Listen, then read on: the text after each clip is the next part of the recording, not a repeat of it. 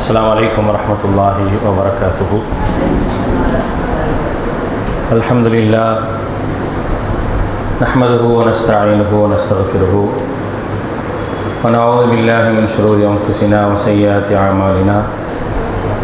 من يهده الله فلا مضل له ومن يضلل فلا هادي له. وأشهد أن لا إله إلا الله وحده لا شريك له وأشهد أن محمدا عبده ورسوله.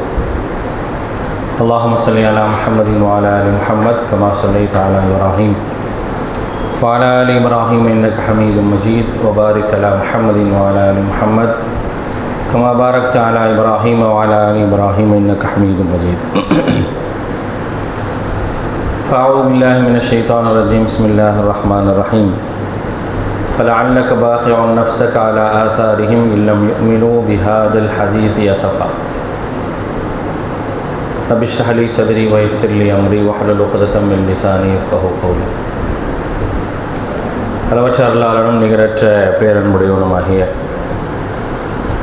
எல்லாமல் அல்லாஹ்வின் திருப்பெயர் போற்றி அவனுடைய சாந்தியும் அருளும் அல்லாஹ்வுடைய தூதர் முஹம்மது ஸல்லல்லாஹு அலைஹி வஸல்லம் அவர்கள் மீதும் அவர்களை பின்பற்றி வாழ்ந்த உத்தம சத்திய தோழர்கள் நல்லவர்கள் மீதும் அவர்களின் அடிச்சோடை பின்பற்றி வாழ்ந்து கொண்டிருக்கக்கூடிய அனைத்து மக்கள் மீதும் உண்டாகட்டுமாக. அன்பான சகோதரிகளே, ஒரு 4 மாத காலம் ஒரு 3 தலைப்பின் கீழாக வகுப்புகள் நடத்தப்பட்டு அந்த வகுப்புகளுடைய இறுதி நிகழ்ச்சியிலே நாம் இங்கே அமர்ந்திருக்கின்றோம். 3 விதமான வகுப்புகள் உங்களுக்கு நடத்தப்பட்டிருக்குது. அதில் வரலாற்று ரீதியான 2 வகுப்புகளும் கொள்கை ரீதியான ஒரு வகுப்பும் என்ன செய்யப்பட்டிருக்கு அப்படின்னா உங்களுக்கு தரப்பட்டிருக்குது. எந்த வகுப்பும் முழுமையாக முடிக்கப்படலை, ஏன்னா அதுக்கான நேரங்களும் இல்லை. வாரத்தில் ஒரு நாள் ஒரு வகுப்பு அப்படின்னு போச்சு அப்படின்னா மிக நீண்ட தலைப்புகளை கொண்ட எந்த வகுப்பையும் என்ன செய்ய முடியாது, முழுசாக முடிச்சிட முடியாது. இருந்தாலும் அந்த வகுப்புகளை தொடர்ந்து நீங்கள் படிப்பதற்கான ஒரு வாய்ப்புகள் தான் என்ன செய்ய முடியும்னா ஏற்படுத்த முடியும். அந்த அளவுக்கு என்ன செஞ்சுருக்கிறாங்க அப்படின்னா நமது மஹதுஸ் சலாம் சார்பாக ஏற்படுத்தப்பட்டு அந்த வகுப்புகளில் பங்கெடுத்து இன்றைக்கு அதற்கு சான்றிதழ்கள் வழங்கப்படும் நினைக்கிறேன். இதில் 3 தலைப்புகளில் ஒரு தலைப்பு சீரத்து ரசூல், நபி ஸல்லல்லாஹு அலைஹி வஸல்லம் வரலாறு சொல்லித்தரப்பட்டது. அல்லாஹ்வுடைய தூதர் ஸல்லல்லாஹு அலைஹி வஸல்லம் வரலாறை பொறுத்த வரைக்கும் ஒவ்வொரு முஸ்லீமும் நபி ஸல்லல்லாஹு அலைஹி வஸல்லம் வரலாறை படிச்சிருக்கணும். வரலாறை படிக்கிறது அப்படின்னா அதில் பல கோணங்கள் இருக்குது. ஒரு கதையாக படிக்கக்கூடிய விஷயம் அல்ல நபி ஸல்லல்லாஹு அலைஹி வஸல்லம் வரலாறு. கதையாக படிக்கிறதுக்கு ஏராளமான வரலாற்று நூல்கள் இருக்குது. ஆனால் நபி ஸல்லல்லாஹு அலைஹி வஸல்லம் வரலாறை பொறுத்த வரைக்கும் அதை படிக்கக்கூடிய நேரத்தில் நாம் அந்த வரலாற்றின் மூலமாக தெரிந்து கொள்ள வேண்டிய விஷயம் அல்லாஹ்வுடைய தூதருடைய ஈமான், அல்லாஹ்வுடைய தூதருடைய தாவா, அல்லாஹ்வுடைய தூதருடைய உறுதி, அல்லாஹ்வுடைய தூதருடைய உண்மை, இப்படின்னு சொல்லி அடுக்கிக் கொண்டே போகலாம். வரலாறு ஒன்று தான். ஆனால் அந்த வரலாற்றில் நாம் பெற வேண்டிய படிப்பினைகள் என்பது ஏராளம் இருக்கின்றது. உலகத்திலேயே மாற்றார்களாலும் வரலாறு எழுதப்பட்டிருக்கின்றது என்று சொன்னால் நபி ஸல்லல்லாஹு அலைஹி வஸல்லம் அவர்களுக்கு மட்டும்தான். இந்த மார்க்கத்தினுடைய மிகப்பெரிய எதிரிகள் யூதர்களும் நசாராக்களும். அந்த யூத நசாராக்களாலவே வரலாறு தொகுக்கப்பட்டு உண்மையான வரலாறு தரப்பட்டது அல்லாஹ்வுடைய தூதருக்கு மட்டும்தான்.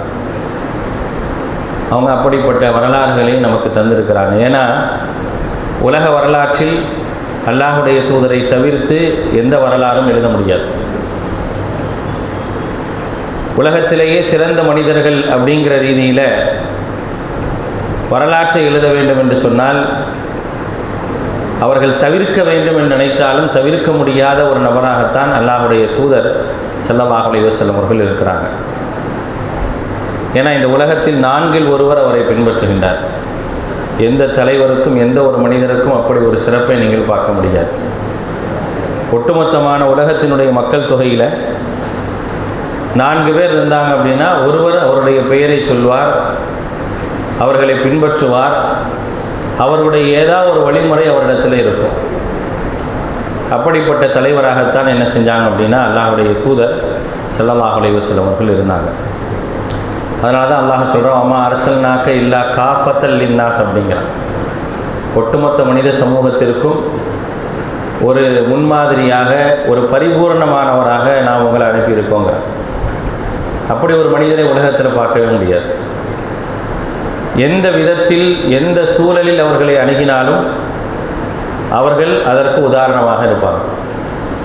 நீங்கள் எந்த போங்கில் நீங்கள் அல்லாஹ்வுடைய தூதரை அணுகினாலும் சரி, வீரத்தில் அணுகணுமா, விவேகத்தில் அணுகணுமா, பேச்சில் அணுகணுமா, செயலில் அணுகணுமா, கொள்கையில் அணுகணுமா, உறுதியில் அணுகணுமா, நீங்கள் எந்த விதத்தில் அணுகினாலும் எல்லா விதங்களிலும் அல்லாஹ்வுடைய தூதர் ஸல்லல்லாஹு அலைஹி வஸல்லம் அவர்கள் எல்லா விதங்களிலும் நமக்கு ஒரு வாழ்வியல் வழிகாட்டியாக ஒரு முன்மாதிரியாக இருப்பாங்க.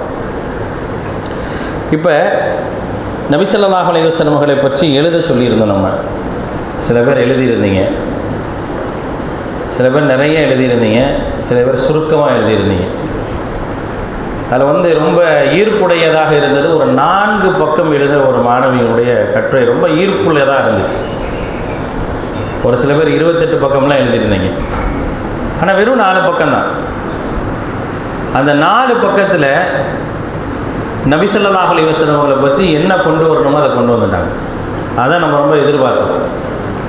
நம்ம எதிர்பார்த்தது, உங்கள்கிட்ட எதிர்பார்த்த விஷயம் என்ன அப்படின்னா, நான் படித்ததிலிருந்து மிகச் சுருக்கமாக என்னால் என்ன செய்ய முடியும், அல்லாஹ்வுடைய தூதரை ப்ரொமோட் பண்ண முடியும். அப்படின்னா எப்படி நீங்கள் ப்ரொமோட் பண்ணுவீங்க, எப்படி நீங்கள் கொண்டு வருவீங்க அப்படின்னா, ஒரு மாணவி ஒரு 4 பக்கத்தில் ரொம்ப அழகாக கொண்டு வந்திருந்தாங்க. ரொம்ப அந்த எல்லா கட்டுரைகளை விட அந்த கட்டுரை மிகவும் ஈர்ப்புள்ளதாக இருந்துச்சு.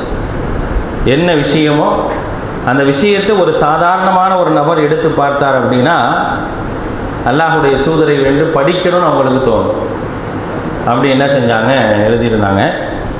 அப்போ நபி ஸல்லல்லாஹு அலைஹி வஸல்லம் அவர்கள் அப்படிங்கிறப்ப அவங்கள பற்றி நிறைய சொல்லிக்கிட்டே போகலாம், நிறைய அவர்களை பற்றி பேசிக்கொண்டே போகலாம். அல்லாஹ்வுடைய தூதரை பற்றி பேசணும் அப்படின்னா அவர்களை பேசுவதற்கு எந்த அளவிற்கு அவர்கள் மிகவும் விருப்பமானவர்கள் என்பதை நம்மளை விட சஹாபாக்கள்கிட்ட கேட்டால் தான் தெரியும். சஹாபாக்கள் கூடயே இருப்பாங்க, எல்லா நிலைகள்லையும் கூடயே வந்தாங்க. அப்படி வந்த அல்லாஹ்வுடைய தூதரை பற்றி கேட்கணும்னு சொன்னால் என்ன செய்றீங்க, அப்புறம் கொடுங்க ஏ பாப்பா,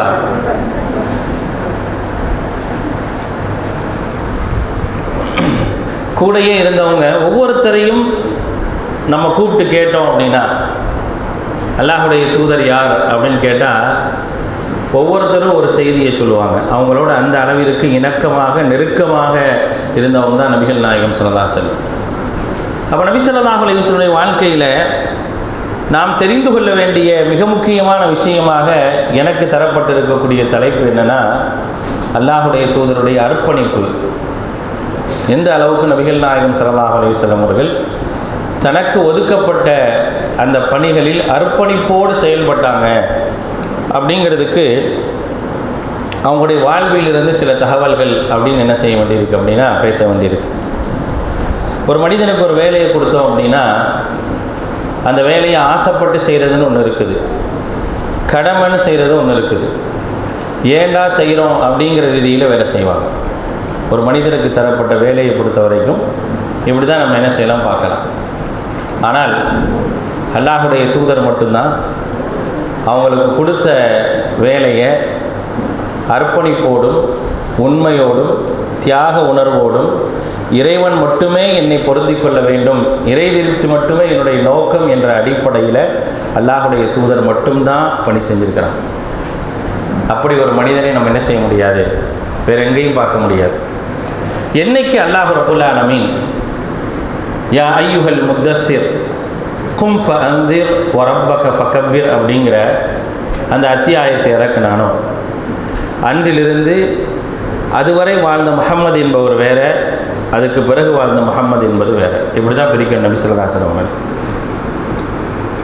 நபி ஸல்லல்லாஹு அலைஹி வஸல்லமுடைய நபித்துவம் கிடைப்பதற்கு முன்னாலே அவங்க அப்படி தான் இருந்தாங்க. அவங்களுடைய எல்லா வாழ்வினுடைய எல்லா அம்சங்களும் ஒரு அர்ப்பணிப்போடு தான் என்ன செய்யும் இருக்கும். எது செஞ்சாலும் சரி, எதையுமே என்ன செய்ய மாட்டாங்க அப்படின்னா வேண்டா வெறுப்பான செய்ய மாட்டாங்க. ஒரு வளமையாக மக்களை சந்திக்கக்கூடியவர்களாக இருந்தால் கூட அந்த வளமையான சந்திப்பில் கூட அவங்கள்ட்ட என்ன இருக்கும் அப்படின்னா இதில் முழுசாக என்னை ஈடுபடுத்தி கொள்வதற்கு என்ன வழி இருக்குமோ அதை பார்ப்பாங்க.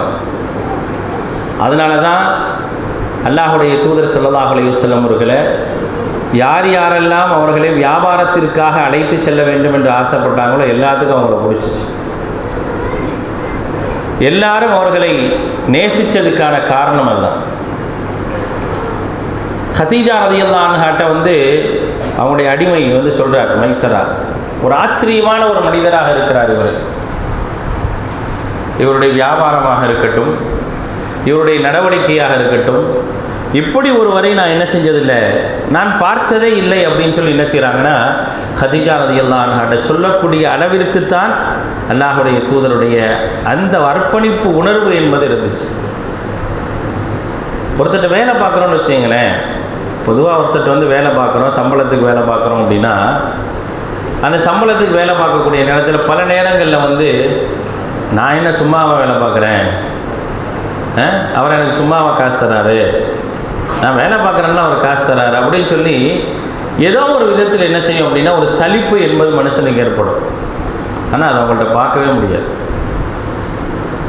எந்த விஷயத்தை கொடுத்தாலும் எந்த விஷயமாக இருந்தாலும் ஒரு இன்வால்மெண்ட்டோடு செய்வாங்க. ஒரு ஆலோசனை சபைக்கு கூப்பிட்றாங்கன்னு வச்சுங்களேன், அல்லாஹுடைய தூதரை ஒரு ஆலோசனை சபைக்கு கூப்பிட்டா கூட அதில் எந்த அளவிற்கு தன்னால் பங்களிப்பு செய்ய முடியுமோ அந்த அளவுக்கு பங்களிப்பு செய்வாங்க. ஒரு போருக்காக கூப்பிட்டா அந்த போரில் என்னால் எந்த அளவிற்கு முழுமையாக என்னை ஈடுபடுத்தி கொள்ள முடியுமோ அந்த அளவுக்கு என்னை ஈடுபடுத்தி கொள்வேன் அப்படிங்கிற விதத்தில் அவங்க இருந்தாங்க.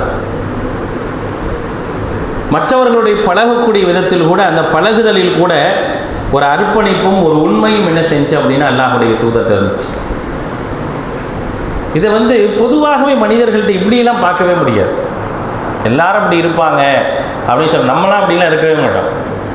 நம்மளை பற்றி நம்மளே பரிசீலித்து பார்த்தோன்னு வச்சுங்களேன், பொதுவாக நம்ம என்றைக்குமே நம்மளை பரிசோதித்து பார்க்குறதே கிடையாது.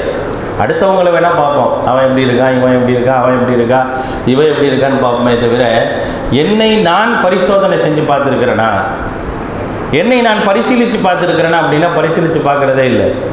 ஒருவேளை பாருங்களேன், முழுசாக நம்மளை பரிசீலித்து பார்த்தீங்கன்னா நம்முடைய பயணங்களில் பலது நமக்கே அசிங்கமாக இருக்கும், நமக்கே கவலைக்குள்ளதாக இருக்கும்.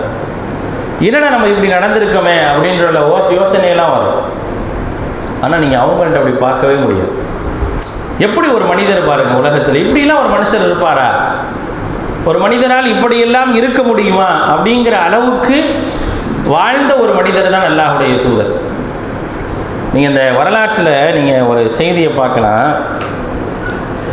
ஹஜ்ஜுடைய சீசன், ஹஜ்ஜு காலத்தில் அந்த தாவாவுடைய ஆரம்ப காலகட்டம், பகிரங்க பிரச்சாரம் செய்யக்கூடிய அந்த காலகட்டம், ஹஜ்ஜுடைய சீசன்.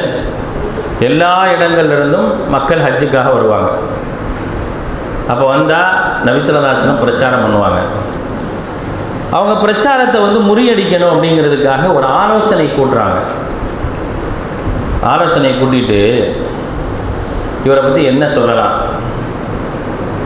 என்ன சொன்னால் மக்கள்லாம் இவரை புறக்கணிப்பாங்க, என்ன சொல்லலான்னு என்ன செய்கிறாங்க, யோசிக்கிறாங்க. இப்போ என்னையை பற்றியோ உங்களை பற்றியோ என்ன சொல்லலான்னு கேட்டால் சொல்கிறதுக்கு நிறையா இருக்கும். வெளியில் வேணால் தெரியாமல் இருக்கலாம், நமக்கு நெருக்கமானவங்க நம்மளை பற்றி தெரியும். இவரை பற்றி சொல்கிறதுக்கா இல்லை நிறையா இருக்குதுன்னு சொல்லிட்டு போயிடுவாங்க. ஒரு 5-6 கூட என்ன செய்வாங்க, எடுத்து விட்டுட்டு போயிடுவாங்க. அது வேறு விஷயம். உட்காடுறாங்க, எல்லாரும் உட்காடுறாங்க, இவரை பற்றி என்ன சொல்லலாம் அப்படின்னு சொல்லி யோசிக்கிறாங்க. எதை சொன்னாலும் அதுக்கு என்னது அவரை தப்பாக சொல்கிறதுக்கு ஒன்றுமே இல்லை. அவரை பொய்யன்னு சொல்லலாமா? அவர்கிட்ட பொய்யே பேசுறது இல்லையே. அவரை பொய்யன்னு சொல்லலாமா? அவர் எங்கே பொய் பேசியிருக்காரு நீங்கள் பொய்யன்னு சொல்கிறதுக்கு? இல்லை ஒரு ஜோசியக்காரன்னு சொல்லலாமா? ஏங்க ஜோசியக்காரனை பற்றி நமக்கு தெரியுமே, அவர் எப்படி அந்த மாதிரி நடந்திருக்கிறாரு? கடைசியாக ஒவ்வொன்றா யோசிச்சு யோசிச்சு யோசிச்சு ஒன்றுமே முடியல. தர்னி அந்த ஆலோசனை கேட்டவர் சொல்கிறார், அல்லாஹ் குர்ஆனில் சொல்ல சூரத்துல் முத்தஸ்ஸிரில் சொல்கிறார், தர்னி வமன் ஹலக்து வஹீதா, என்னை தனியாக விடுங்க நான் யோசிக்கிறேன் அப்படிங்கிறார். என்னை தனியாக விடுங்க நான் யோசித்து சொல்கிறேன் அப்படிங்கிறார். ஏன்னா யோசித்து சொல்ல ஒன்றுமே இல்லை. அங்கே ஏதாவது இருந்தால் தானே யோசித்து சொல்ல முடியும். கடைசியாக சூனியக்காரன்னு சொல்லுவோம், அதுவுமே அவருக்கு பொருந்தாது, வேறு வழி இல்லை சொல்லுவோம் அப்படின்னு சொல்லி என்ன செஞ்சாங்க சொன்னால். அப்படி என்னென்னா நபி ஸல்லல்லாஹு அலைஹி வஸல்லம் அவர்கள் அப்படின்னு எடுத்துக்கிட்டோம் அப்படின்னா இதுதான் அவங்களுடைய லைஃப். இப்படி தான் அந்த மனிதர் இருந்திருக்கிறார்.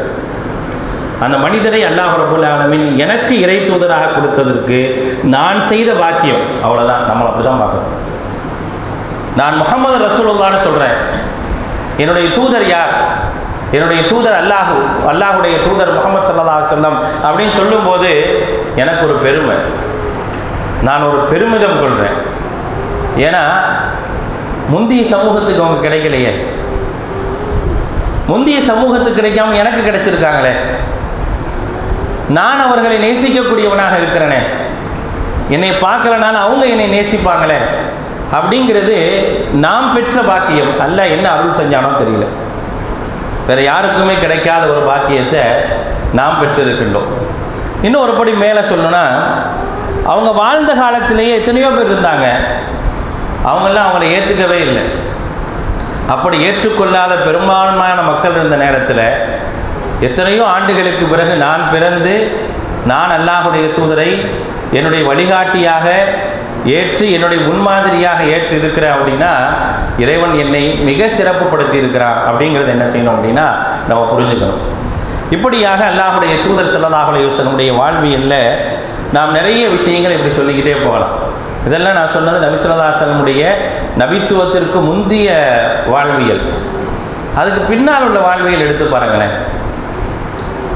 பின்னால் உள்ள வாழ்வியலை நீங்கள் பார்த்தீங்க அப்படின்னா நான் ஆரம்பத்திலே சொன்ன மாதிரி ரப்பக ஃபக்கபிர், உங்களுடைய எச்சகனுடைய பெயரை மேன்மைப்படுத்துங்கள் சொன்ன அந்த தருணத்திலிருந்து மரணிக்கும் வரை, மரண நேரத்தில் தான் கையை உயர்த்தி சொன்னாங்க, வலில்லாஹி ரஃபீக்கில் ஆலா, பார்வை எல்லாம் மேலே போய் கை உயர்ந்து மேலே பார்த்து அல்லாஹுடைய தூதர் சொன்னாங்க, வலில்லாஹி ரஃபீக்கில் ஆலா, உயர்ந்த அல்லாஹ்வை நோக்கினான் அப்படின்னு சொல்லி அல்லாஹுடைய தூதர் சொன்னாங்களே, அந்த தருணம் வரை அல்லாஹுடைய தூதர் அல்லாஹ்வுக்காக தன்னை முழுமையாக அர்ப்பணித்தாங்க, முழுமையாக அர்ப்பணித்து வாழ்ந்தாங்க. எந்த விஷயத்திலும் அவர்கள் ஒரு சடைவாக என்றைக்குமே கருதியது கிடையாது.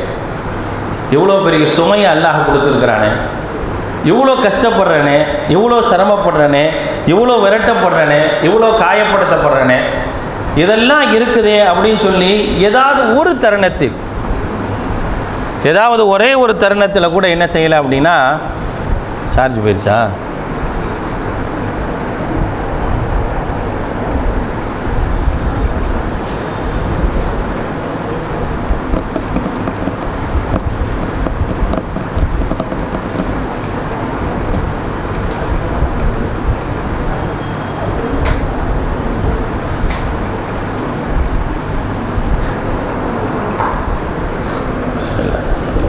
ஏதாவது ஒரு தருணத்தில் கூட என்ன செய்யலாம் அப்படின்னா நபி ஸல்லல்லாஹு அலைஹி வஸல்லம் கவலைப்பட்டதெல்லாம் கிடையாது. அதாவது பொது வாழ்க்கை அப்படின்னு ஒன்று இருக்குங்க. பொது வாழ்க்கைக்கு வந்தால் பல நேரங்களில் நம்ம பலதையும் என்ன செய்யணும், தியாகம் செய்யணும். ஆனால் எல்லாரும் பெரும்பாலான மக்கள் பொது வாழ்க்கையில் இருப்பாங்க, ஆனால் அவங்க எல்லாத்துக்கும் நேரம் ஒதுக்குவாங்க, அப்படி இருந்தும் பொது வாழ்க்கையில் ஈடுபடுவாங்க. ஆனால் அல்லாஹுடைய தூதர் ஸல்லல்லாஹு அலைஹி வஸல்லம் அவர்களை பொறுத்த வரைக்கும் அவர்களுடைய வாழ்க்கை அப்படிங்கிறது முழுக்க முழுக்க அல்லாஹ்விற்கான ஒரு அர்ப்பணிப்பாக இருந்துச்சு, அல்லாஹ்வுக்கான ஒரு அர்ப்பணிப்பாக இருந்தது.